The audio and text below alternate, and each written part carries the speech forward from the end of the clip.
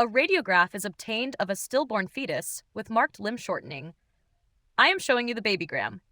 Describe the findings. Okay. The babygram demonstrates a complete absence of aeration within the lungs, confirming a stillborn fetus.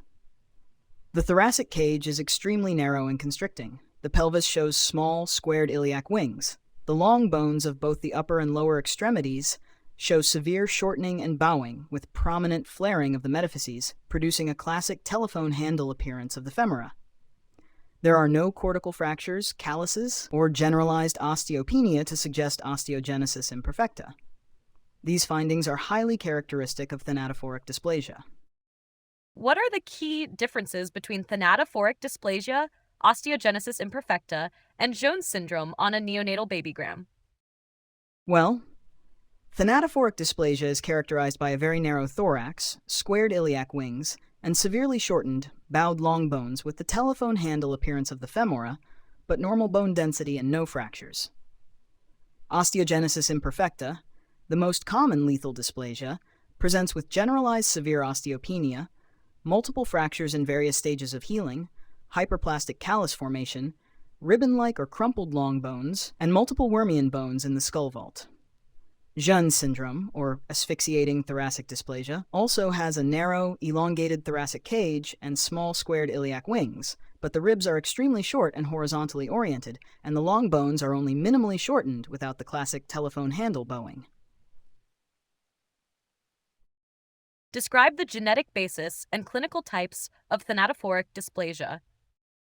Okay, thanatophoric dysplasia is an autosomal dominant skeletal dysplasia caused by de novo gain-of-function mutations in the fibroblast growth factor receptor 3 gene, or FGFR3. It is divided into two distinct clinical types.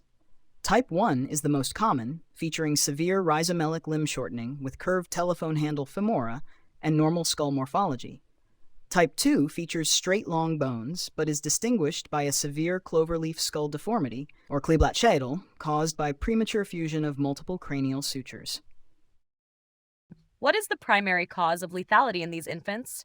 And are there any maternal complications associated with it in utero? The primary cause of lethality is respiratory failure, resulting from severe pulmonary hypoplasia caused by the constricting, narrow thoracic cage and small lung volumes, leading to an 80% mortality rate shortly after birth.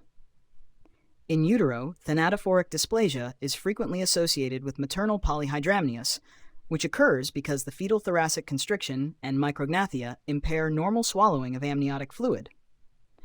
Additionally, hydrops fetalis may develop in severe cases. How would you manage this patient as a radiologist? As a radiologist, I would recommend comparing these findings with antenatal obstetric ultrasound records to evaluate the onset of limb shortening.